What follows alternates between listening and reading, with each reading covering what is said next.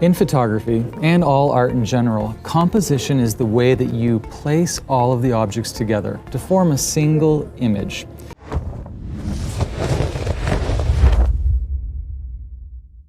Now, the rule of thirds is fundamental to composition. And the rule of thirds is sort of like a tic-tac-toe grid that overlays your picture. And it's used to effectively place all of the objects in your picture together to make a really dynamic image.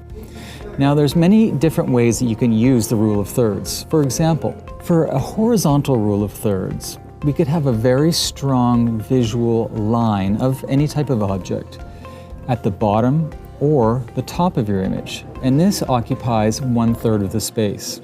But that's not all. You can do this vertically as well. For example, that strong visual line, whatever it may be, can be on the left side of your picture or on the right side of your picture. And again, it occupies roughly 1/3 of the picture space. Now, what's really cool is when you add both of those dimensions together, where you have, for example, a strong horizontal line and a very strong vertical line all in the same picture. This is really effective, but it gets even better. What if you could get all aspects of the rule of thirds in a single picture? So it's almost as if the picture represents that tic-tac-toe grid all by itself. Take a look at this photo, for example.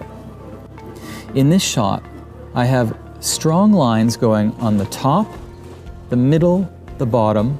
This is on the horizontal plane, as well as strong lines going down, vertical, on the left, the right, and the middle.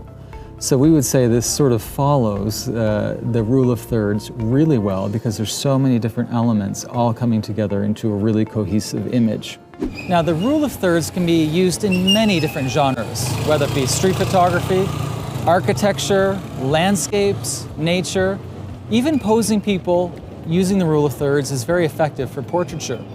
I'd like to give you an example of how I would use the rule of thirds when photographing a really interesting subject, such as this really cool door knocker. Now, the problem is, where do you place such a subject in your frame? Do you put it in the middle? Do you put it on the side? Well, let me give you an example, doing a test shot.